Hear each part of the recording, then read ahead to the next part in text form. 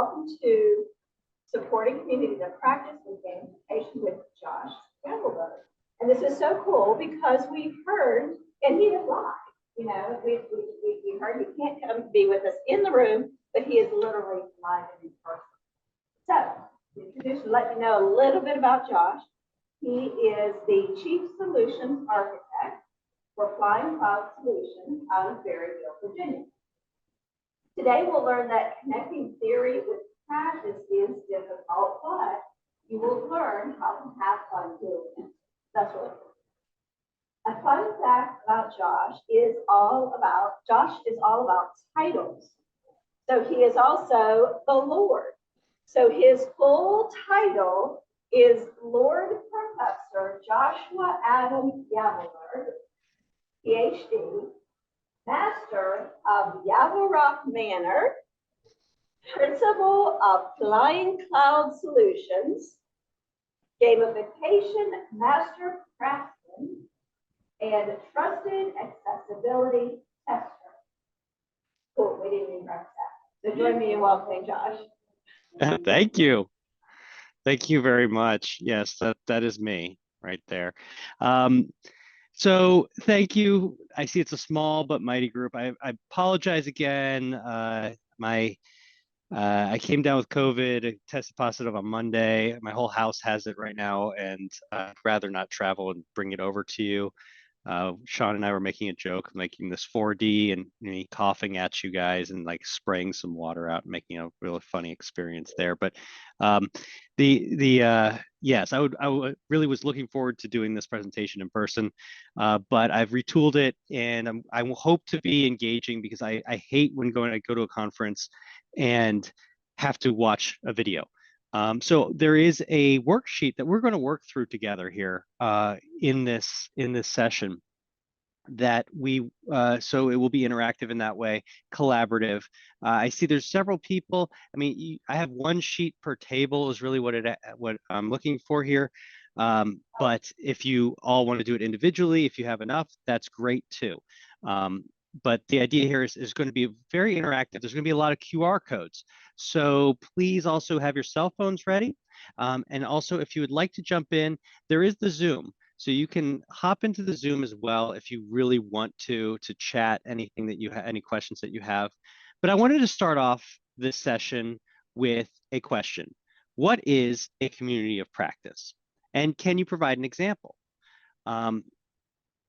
And I'm looking to you all to provide an example, what you think is a community practice, what you know about communities of practice. So why don't we have a quick little share so I can gauge the knowledge of the room. So I'm looking out to you all here, and what is someone, we have a hot mic somewhere to be passing around.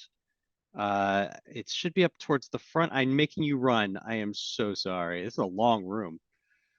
And I was thinking about that anyway, and then I thought, well, which one? So yeah. I start to act. There you go. Test it. Hey, hello. Yes. Oh, wow. I think we'll be fine. Oh, nope. It's echoing in the room. Well, it's not. I don't think the mic's on. Try again. Oh, it is echoing in the room? Okay, then it's on. Yeah, all right. I got it. It's not connected to the audio here. Got it. That's fine. So I can always, if you don't hear, and they ask a question. That's fine. So hi, how about someone share what is a community of practice, and can you provide an example? Are we coming in here going, I've never heard this term before? How many have never heard of the term community of practice? Oh, even better. We're at that. Great. Okay. So yeah, then if we're at that, then let's kind of move it forward then. A community of practice is a group of people who share a common concern, a set of problems, or an interest in a topic, and who come together to fulfill both individual and group goals. The concept focuses on the social elements of learning and meaning making. Communities of practice are not called that in all organizations. They're known in various names. They could be learning networks, thematic groups, or tech clubs. Honestly, a community practice, a lot of examples of community practice are like your lunchroom or your break room, where people come together and they just sort of chat and share knowledge and create shared meaning and share ideas about what did they do on the shift and how did it help them, and then other people start implementing that practice too. So it becomes this community understanding of meaning and practice. So it's all guided towards a purpose or a group goal. Why are they important? For individuals, communities of practice are really important in the short term for improving the experience of work. They can help with challenges, access to expertise, better ability to contribute to the team, confidence in one's approach to problems, fun being with colleagues, more meaningful participation, and a sense of belonging. Now, the sense of belonging is something I want to come back to frequently in this, because this is a very interesting topic, especially as um, social norms have been progressing since this concept has been implemented. Some of the theories of belonging have really, have a lot of impact on communities of practice. In the long term, for the individual, it can foster professional development through things like courses and certifications, but it's a forum for expanding skills and expertise, a network for keeping abreast of the field, enhanced professional reputation, increased marketability and employability, and a sense of professional identity. So this is all the individual benefits of communities of practice.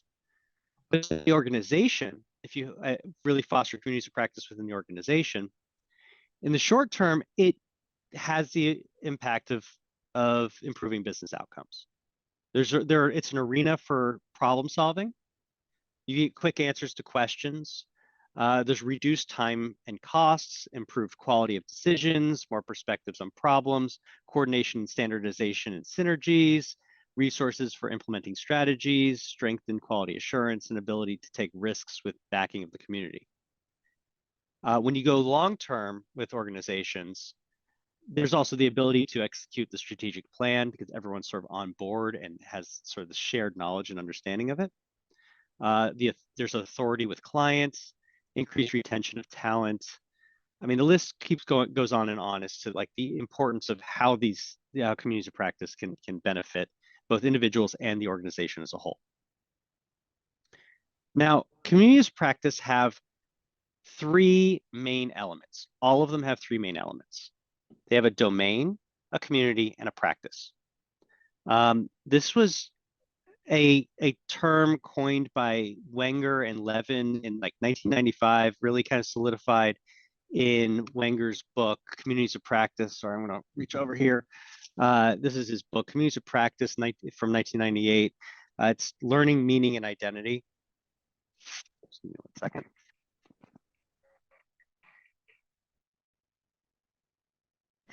Again, battling. So three main elements: domain, community, and practice, okay? They come in a variety of forms and boundaries, but the essence is developing a collective meaning. So in the center is the center there. In the center is the community of practice, and because it brings it all together, and that's where meaning is kind of developed, is within all these three circles. So you can have any two of these without the third, but it wouldn't be a true community of practice without all three of these together. An example of community of practice, I would say associations are naturally communities of practice. I came from an association. First, I came from an academic world as a professor. My PhD's in higher education and educational technology. We talked at length about community.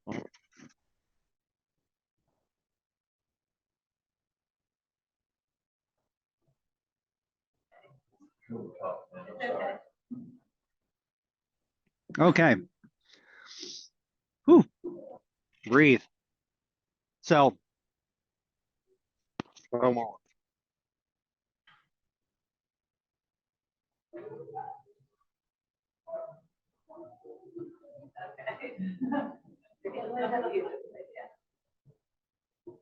sorry, I like the disappearing water trick. So I came from higher education where we talked at length about communities of practice as a way of knowing.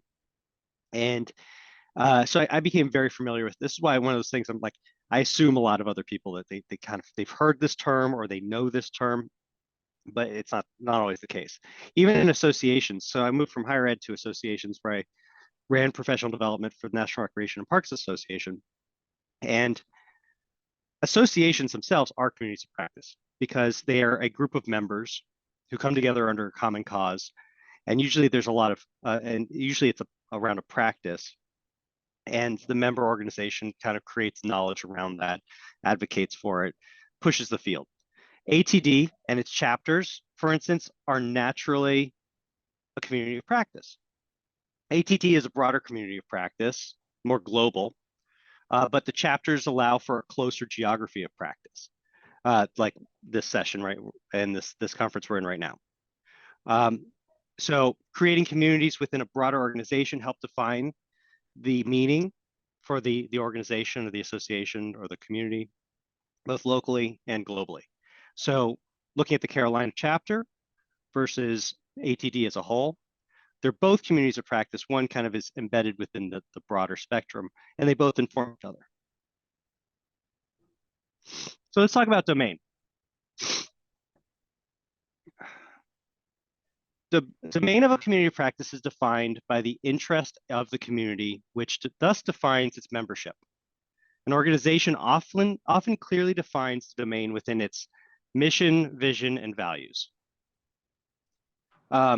There's usually statements involved here that you can readily like pull up to help guide you.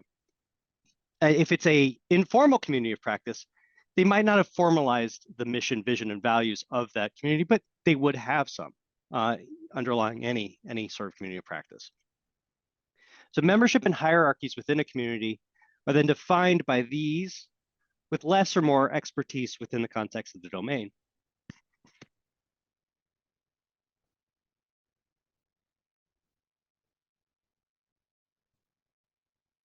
Wow. Okay. You know, I practiced this and I didn't have any coughing fits. So I can't believe that. So, so members within the community of practice will have a sense of hierarchy within this. So if they are closer to the mission, they might be higher up or than someone lower down. So like someone coming into an organization versus the CEO. If you're talking about a community that's organized. For many organizations, there may be a clear mission, vision, values, or that can develop into a COP. All right, but these create your boundary. So this is a boundary for that community of practice and it gives it direction. So what we're going to do in this session is we're going to use the handouts that you have that on your table, and I have a QR code to that handout too. And I'm going to follow along here with a recent community practice that I built called the Engaging Virtual Meetings Academy. So the Engaging Virtual Meetings Academy was something that John Chen, he wrote this book on engaging virtual meetings. It's a sort of a plug for him. He runs a conference that happened a couple weeks ago. That's Engaging Virtual Meetings Conference. And he has a community of practice that's sort of developed around this idea of how do you create engaging virtual meetings. So for his conference, I said, he wanted me to gamify the conference. I said, I don't know if I can really do it because you only use Zoom. So instead, we built an academy. And the academy that we built was meant to emphasize that community and get people engaged. And we inject it with events and lessons, but we want the community to start generating the knowledge so that it informs the next conference and the next conference and the next conference and the next conference. So it's that goose that lays the golden egg. It's like the golden eggs and the goose that lays them. So it keeps its endless cycle of knowledge generation and meaning. So we created this site. So I'm going to be using this as a filled in example of the sheet that we have, I've provided you, this worksheet. And so today we're going to work through this. So the first thing here, here's the worksheet right there. If you want to download it, you have it on your tables, but I made it into an interactive PDF in case you want to take it away and do it digitally. So the first thing here is to take about 5 minutes and at your table, pick either alone or as a group, pick an organization that you're familiar with, and let's map out how it can become a community practice. And then we're going to talk about how we can use gamification to take it to the next level and to actually emphasize the practice of gamification, of communities. So the first thing is mission, vision, values. And I'll give you 5 quick minutes to kind of work through that. And as I disappear from the screen.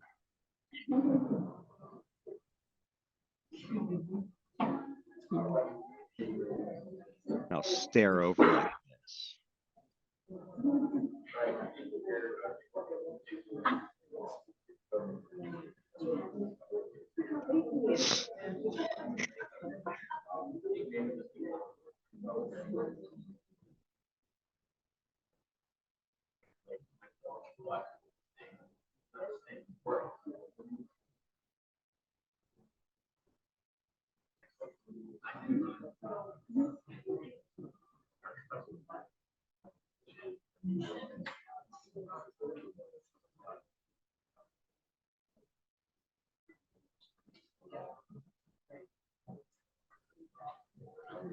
I can give you one quick hint here. If you do have an organization with a website, usually it might be on there too,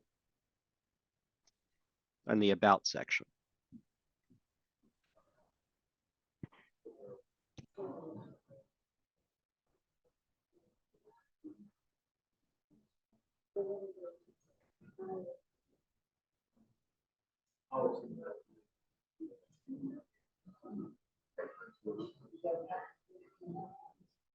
Can you hear us?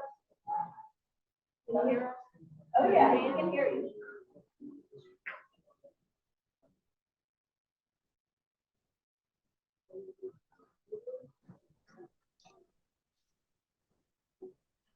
Yes, I bought these new headphones so that I could have the audio right on my ear, so I could make sure I could hear as best as I could. The disappearing headphones in the way that this green screen works.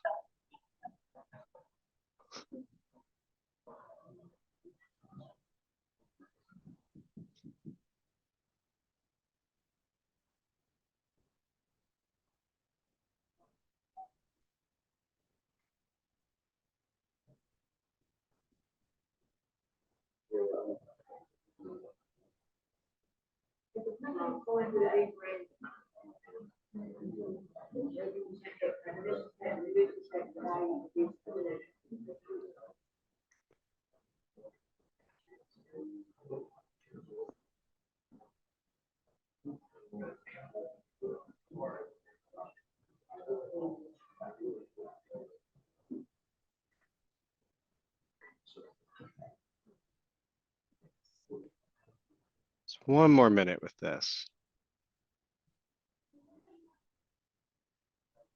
Is that right? 2 minutes.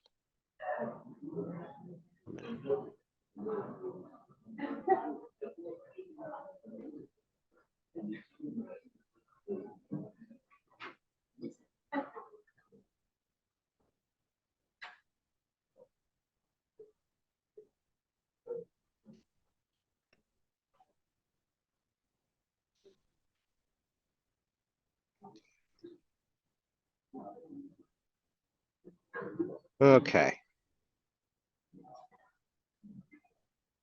All right. Well, keep thinking through your as you're thinking through that. I want to go through what kind of the mission, vision, values that we came up with for the Engaging Virtual Meetings Academy. So we have here, of course. So the mission was a collaborative academy to grow collective understanding of how to run engaging virtual meetings. Our vision was a future where virtual meetings don't suck. I mean, literally, that's what we say. Because we want them to be inclusive, truly fulfill the possibilities of global collaboration. And we always look at the statistics that, only 30% of meetings are considered engaging in any sense. So virtual meetings. So we were trying to emphasize, at least overcome that, which seems like a very low hurdle. Our values were inclusivity, accessibility, technology, belonging, engagement, fun, positivity, charity, mentorship, upskilling.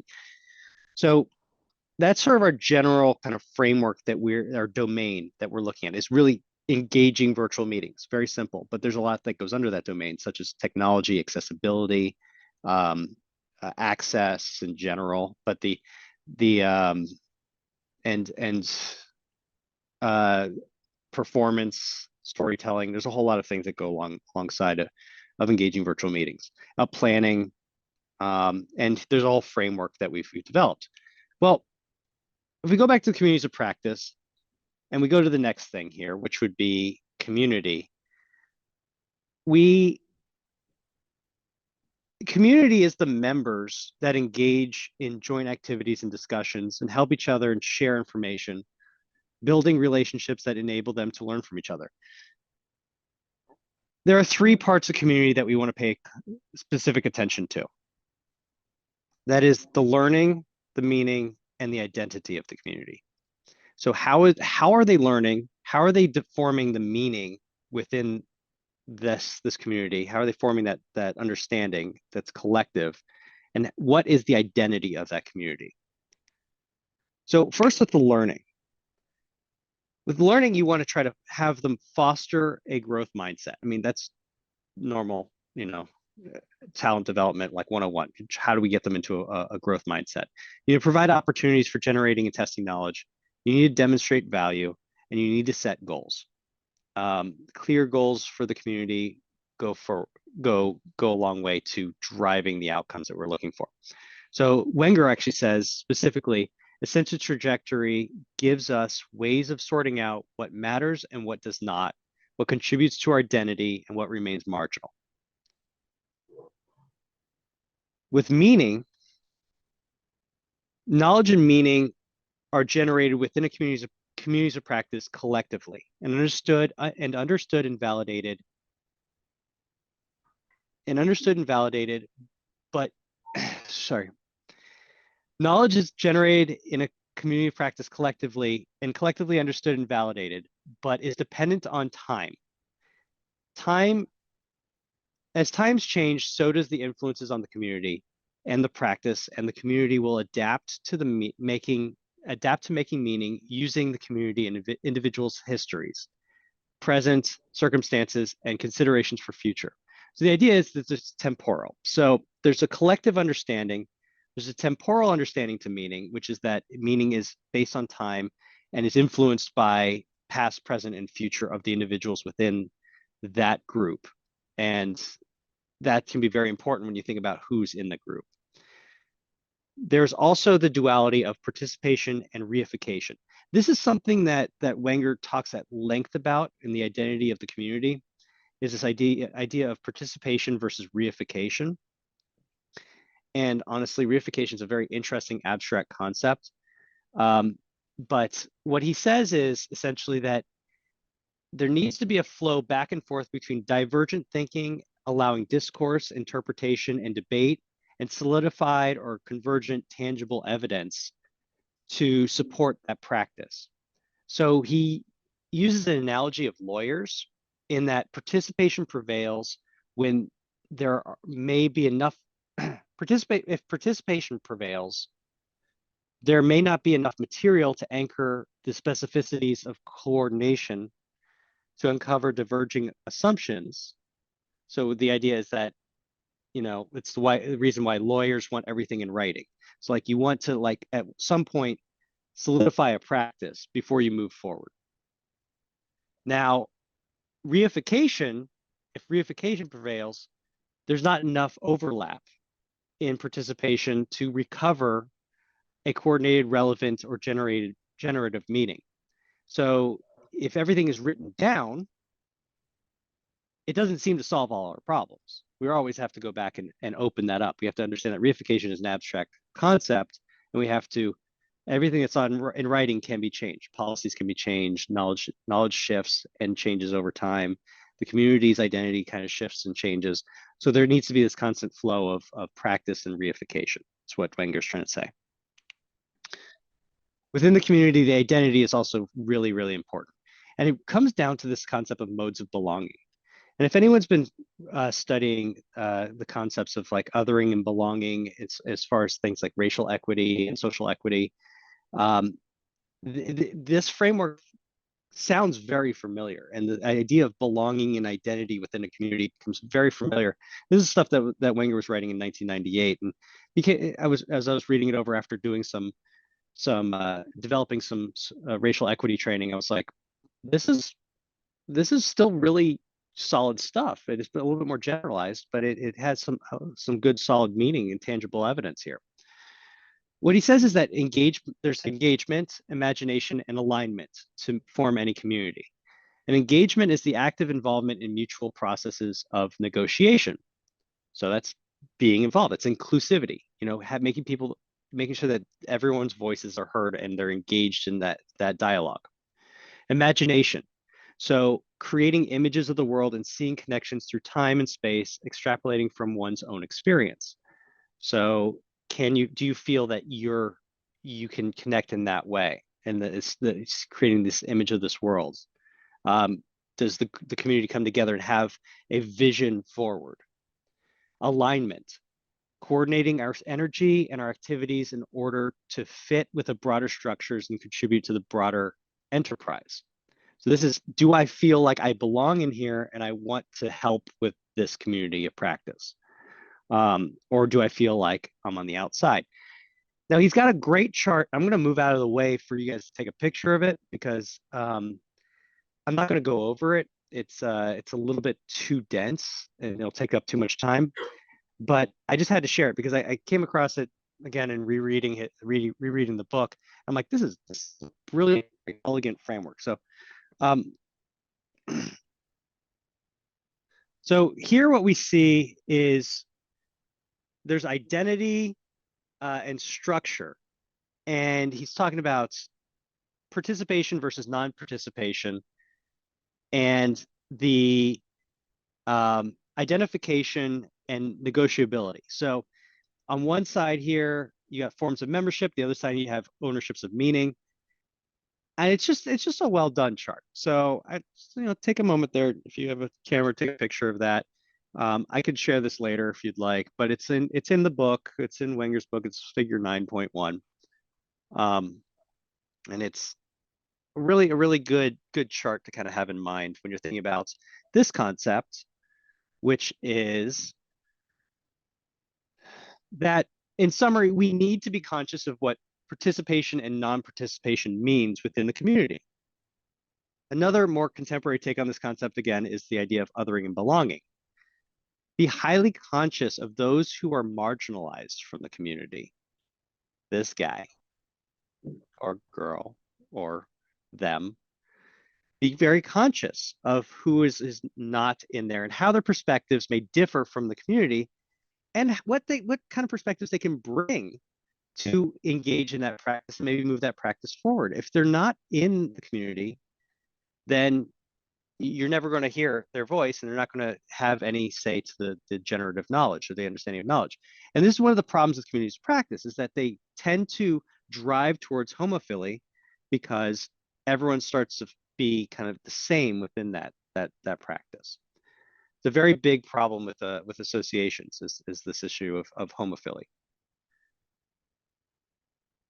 Which brings us back to our framework here that we're talking about as far as communities of practice and generating a gamification strategy. So there's the link again to the worksheet. So what we're going to be doing next is we're going to be looking at the community that you are organizing or you're working within. And you're going to answer a few questions related to that community. And again, I'll kind of pop off real quick. So those questions might be, who are the members of the community? What motivates these members? What constitutes participation versus non-participation in the community? Is there hierarchy within the community? What are those roles? And are the individuals who are intended, are there individuals who are included in the community, or not included in the community? Oh, geez. How might they be othered, and how might you bring them into the fold? So, I mean, this is a lot to go over, so, but I'm going to give you um, just a few minutes to kind of talk amongst yourselves there, work through some of these questions. Uh, sort see, we're at 1 o'clock. We still have 30 minutes.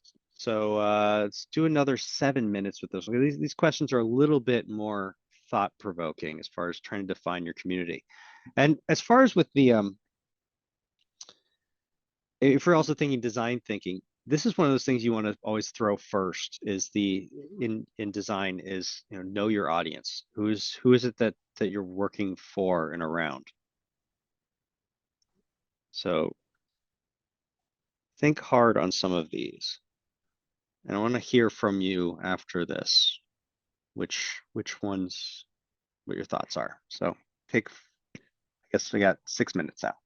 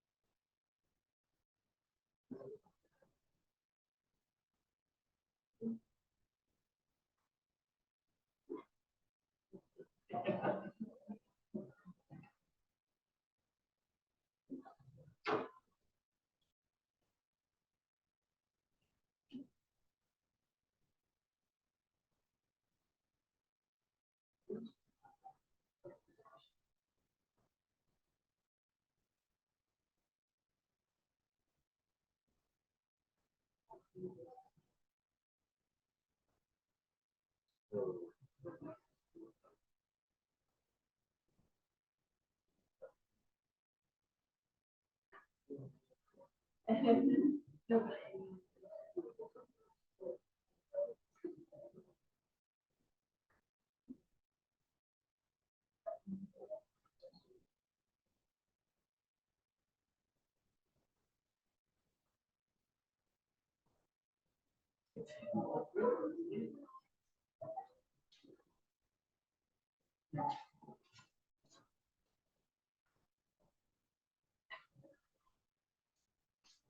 it warm in here today?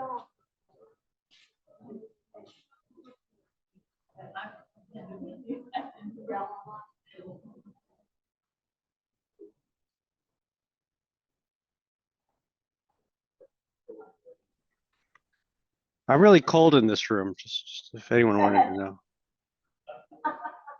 They can't totally hear us. There's a lot of lights, so actually I'm really hot. But I mean, I could show what my studio looks like is this right now, in case people are interested. I like secret or artistic. Yeah, right?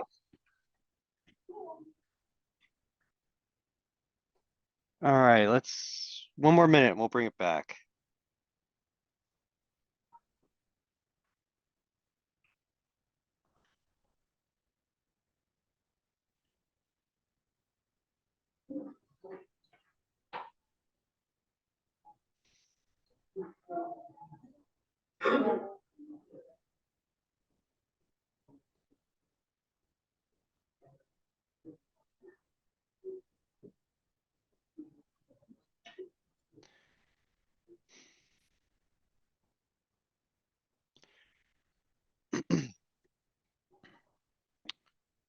Okay, so with engaging virtual meetings, actually, I'll start with you guys. What are some of the communities that you, let me go to close view here so I can see. What are some of the communities that you are planning through here? Anyone want to share?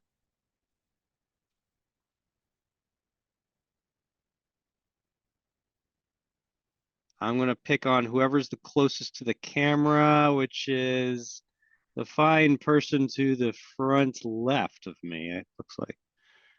Front right, front right, middle. Okay, there we go. I'll share. Karen and I are working on a group of project managers. We're kind of taking some liberties with the real group that exists within Karen's organization. Okay, so project management, they're taking liberties, you said? Well, as we're working through the worksheet, we're taking some liberties. Okay. But it's a group that truly exists within Karen's organization, that is a group of project managers that come together to collaborate, create best practices, drive best practices in managing projects. That's great. That's a great example, and what I'm very familiar with is one of my current contracts and clients is VA and the Acquisition Academy, and we're doing just that. We're working on trying to develop a knowledge forum and a base that deals with that. So it's a really good topic.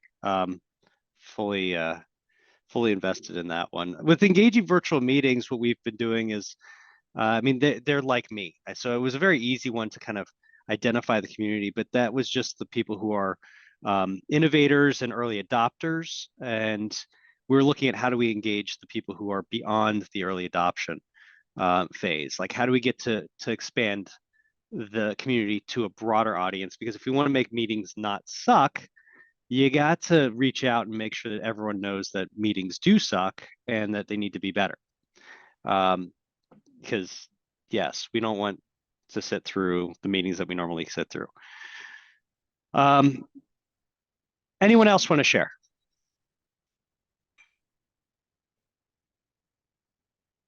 Anyone? All right. Okay. So let's move it right along then. Yes, we had that problem, but we also had the problem of how do we create an inclusive community? How do we make it accessible? How do we make sure that people, so we do things with making sure that everything is closed captioned. Everything has, we've even had sign language interpreters. We've actually done it in multiple languages. There's things that like that to try to bring the broader audience in the fold, because this is a global problem. Engaging virtual meetings is a global problem. So, oh, I lost there we go. Communities of practice. Back to communities of practice. Last one of the circles here is practice. And when you talk about practice, this is pretty, I don't have to go into depth here. Communities of practice generate knowledge. So they're the results of the collective effort of the community. This is what the practice is. So if you're in the Association for Talent Development, you're probably seeking to be better at talent development, and then network within the community to understand what other people are doing to be better at developing talent. So this is where instructional design, coaching, all these different domains come in, and this is where these sort of talks come in. So this is the practice, and then it's going out and actually doing it and putting this to the test, the knowledge to the test, bringing it back to the community and saying, did it work or did it not work? And then have the community respond to that knowledge and be like, well, maybe if you did this, it would be better. If you did that, it would be better. So that's the practice part. This one, we're not going to spend much time. Let's give you 1 minute, and you're going to look at this sort of checklist, or 2 minutes, well, 1 minute checklist. You can look at it as we're talking to. And there's several, these are some of the sort of standard operating practices for communities. There's problem solving, there's requests for information, seeking expertise, reusing assets, creating synergy, building a system. I did something really stupid before I started. I thought it was going to be a good idea, but I mirrored my screen so that I could see myself and gesture properly. And I'm realizing that my slides are now backwards for me. There's one of those learning moments. So trying to read everything backwards is not fun.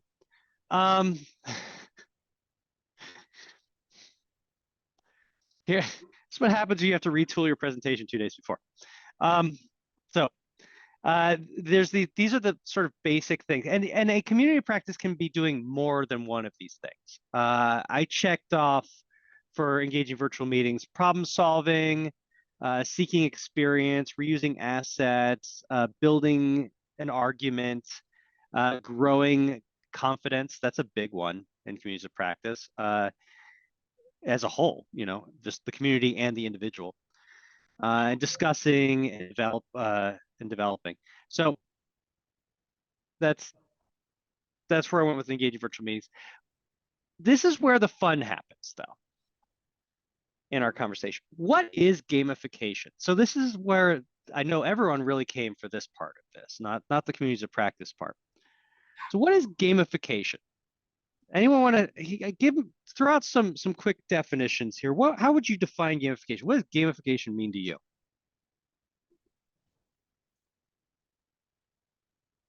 Making people guess and think. What was that? Making people guess or think, having fun, like playing a board game like Monopoly. Okay, so playing a board game, fun. I heard. What else? Game mechanics. Mechanics. Good. We'll get to mechanics. What is a mechanic?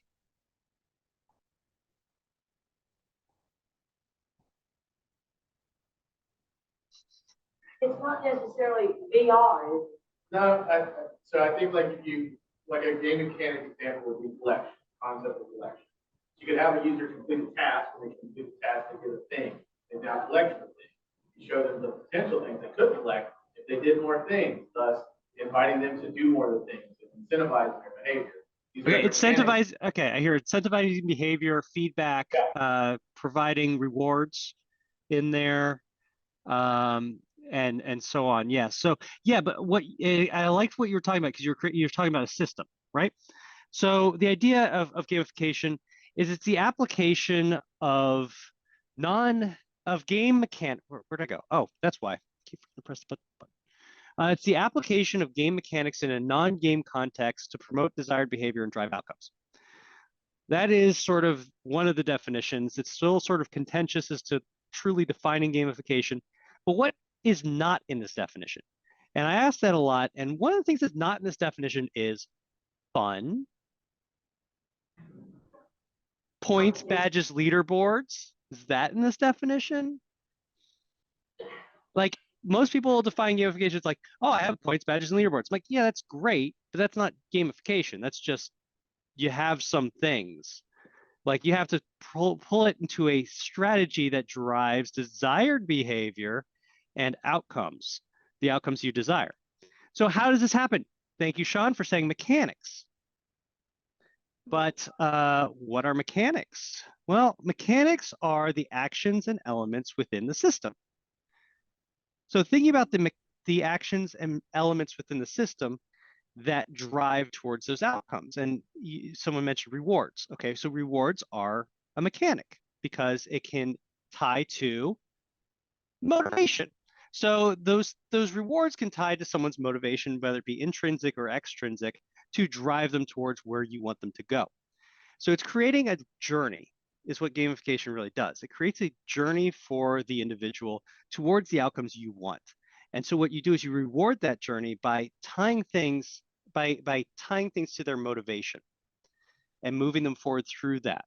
And so it can be a reward system. It can be points where they get points. They could be a choice. So you can have a branching scenario. You can have a narrative that's just a good storyline to drive them through. You can give them a challenge, a boss battle. You can even reprimand people through feedback. You can give extra lives, for instance, is another mechanic, being able to resurrect and come back and try again, rewarding failure. One of the great things about gamification is that you can reward failure. You can say, oh, you did it? Okay. You didn't do it right. Try again. Mario dies a lot in Mario Brothers. So motivation. What is motivation though? This is okay. This is going to be like literally the 10-minute version of gamification, by the way. So motivation is why did my thing stop? Here we go. Let's try that again. Motivation by Stephen Rees. Okay, so Stephen Rees wrote he does a lot of, or he did, he's passed away. He did a lot of empirical work on motivation. And he talks about it as the personal desires towards pleasure. And what he has is a empirically evidenced survey that you can take, much like a Myers-Briggs, to figure out what your motivation profile is.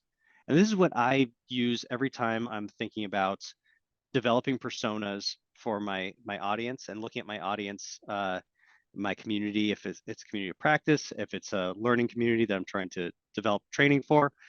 I think about what are their motivations. And he maps it on this spectrum of 16 motivations: acceptance, family, independence, power, social contact, etc.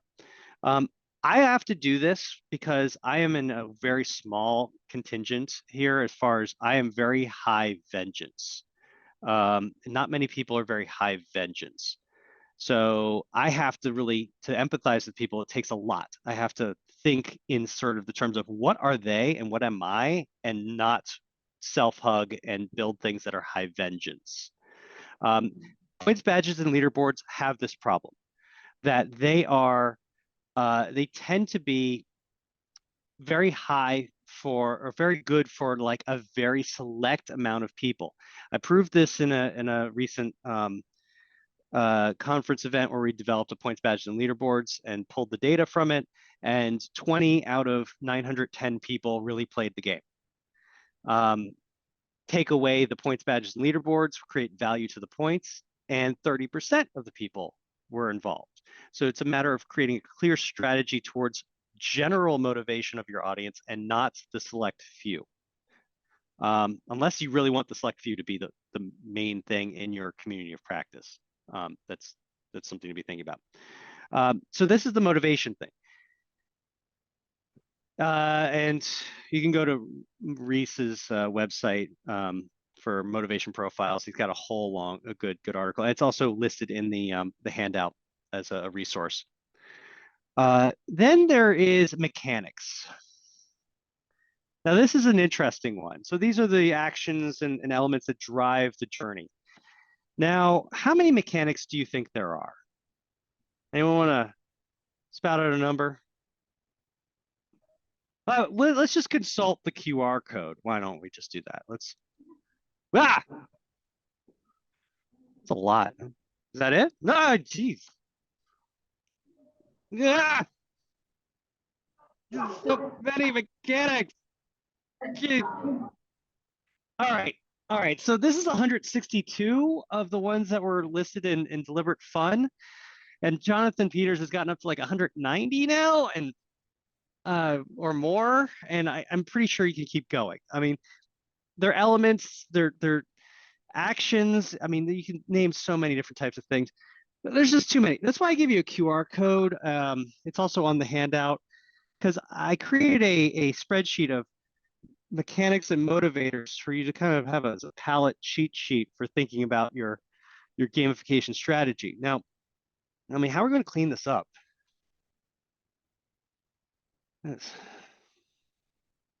Oh, my engagement spirits. I love this guy. He's don't be pissed. I mean, they wanted to know. They okay, thank you. Don't give me grief, buddy. Please, thank you. Oh, come on. They wanted to know. Fine. Thanks for cleaning it. So the story. That's the next thing. It's the journey. So like how would you define the story for the community of practice? Like what would it be? Could it be a hero's journey moving through this? Could it be your hopefully not tragedy, getting involved in your community practice, but like what is a story that drives it? And you really, every good game has a good story. So be very conscious about what the story element is. I'm not going to go into a lot of detail here because I just did a talk on this like a week ago. So if you want to go check that one out, this is using from Hobbit to Habit, thinking about using existing narratives to drive continued engagement. And there's a QR code to that.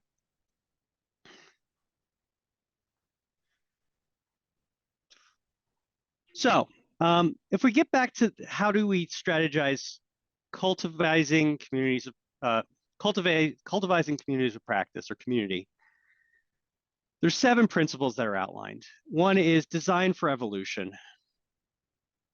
2, open a dialogue between inside and outside perspectives. 3, invite different levels of participation.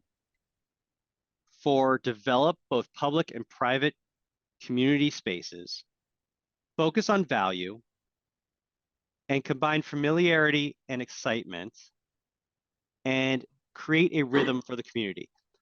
These are some very difficult things to foster, but when you think about the mechanics, so I'm going to be rushing through here. You have the worksheet to kind of work through after this. It will take too long to kind of go through the mechanics and motivators, 162 mechanics tied to 16 motivators, and try to map out what your strategy is at the end. But I give you a sort of a framework for mapping that out. And the idea here is think about these things. Like, how can you use mechanics to make sure that people are reward systems or feedback loops or ways of encouraging people and tying to the motivations of that community to be involved? Are they altruistic? How do you make them feel, benefit from that? Do they desire eating? I mean, not many people actually have a high eating motivation, but if they do, I mean, that's not one I would actually try to go for because it's really, really a difficult one to push. But they gave you probably a good lunch that I didn't get to have because Sean didn't share. Next time, man. Come on, man. You got to like mail it to me, I guess. You don't want me to mail you this? No, that's fine. That's fine. So what you would do is you would come back into this sheet and Engaging Virtual Meetings Academy. What we did was we built this site around the idea of a reward system. We created value to the points that you get. So there's experience points to show you kind of your status within the community. And then there's gold, like experience e-coins that they could use to spend in the marketplace, gift to other people, purchase learning events, purchase their way into the community, their membership. Like there's a lot, and you get rewarded like YouTube for, like and subscribe. If someone likes or talks with or comments on your posts, you get rewarded from it. So it's encouraging that dialogue that takes place within the community that's an online community. Within an in-person community, you got to find other ways to do it. But digital communities allow for a little bit more flexibility with like creating a mechanic system that can automatically reward things. Then I mapped it out. So like you think about mapping it out in this way where I'm going, okay, this part here, you're just listing, here's the general motivations for my audience. Here's some things that match those motivations based on that, that spreadsheet. You come down to, whoa, where did I go? Oh, I stopped the presentation. That's even better. Okay, then you get to this one, and I go, all right, now that I have the motivations and I have the mechanics listed out. I'm like, okay, what mechanics? Is that what I want to do there? Yeah, so yeah, what supporting mechanics are going to support that part of the community like framework, whether it be the onboarding process, developing the person, managing knowledge, all of that. What's going to be supporting those elements, and then how are you going to implement them over here? So it's a very, very high level way of thinking about your framework for strategizing a gamification sort of implementation. So what it looks like is this. This is sort of the actual framework that we developed, where it's a vertical, and all of these lines are where the mechanics are supporting it. So between you are the world of disengaged meetings is over here. We want to bring them in. So we bring them in as neophytes. We get them into a membership status. Engaged mentors are the people like on the stage helping and reaching down, trying to get people up. We want people to be moving upwards to that. Ideally, we get them to be leaders and actually, running the community themselves. And then there's a horizontal. The horizontal one, though, is more about diffusion of innovation model rather than communities of practice. But you do need ambassadors. If you need to grow the community, you need a way of reaching out and bringing people into the fold. So this is where gamification came in to this framework. Story. It was driven by engagement spirits. You met one of them. He cleaned up our mess. They're all over our site, and they drive the story and narrative. Reward. We did points and coin for actions, for mentorship, for collaboration, and championing the movement. And then we created value. What is the appeal to the multiple motivations, and how can we, think about the community as a whole, its identity, and what do they value? And we got to give that to them so that they stay engaged, they feel aligned to the overall purpose. All right, we're almost at time. So I always like to do this for things that I, play around with tech. This is what I use for this presentation in case people want to know, because it's usually asked. This is what was done for the Academy. I built that in WordPress, LearnDash, BuddyBoss, WooCommerce, and GameApress. And then the presentation itself uses PowerPoint, OBS, Zoom, and Pivot Animator to get these engagement spirits. That's a plug for Engaging Virtual Meetings Academy. And I urge you all to reach out if you have any questions about how to sort of develop a gamification strategy. If you have any further questions on communities of practice, they're tough. I've tried to build many communities of practice, especially around academic stuff. I have like Zotero groups where I share resources, but they're open groups, and you find that 1% of this is another thing you have to overcome if you're doing broad communities of practice, is that 1% rule, which is in the internet, 1% of people are creators and actually developing knowledge and developing the content, and then everyone else is consumers. And so how do you get the consumers up into a creative mindset and to actually contribute and to that meaning making? Wikipedia has that problem. if you want a clear example of that, because it is an open dialogue of meaning. But how many people have edited a wiki page? I'm not seeing many hands. Okay, exactly my point. So when I start communities of practice, I'm like, I'm the only one sharing things out. Can someone else share in this group? That would be great, because I want to get something back. So again, I'm Josh Yavelberg, and I represent Flying Cloud Solutions. And thank you for taking the time and bearing with me through this coughing fit that's COVID. Thank you. Thank you.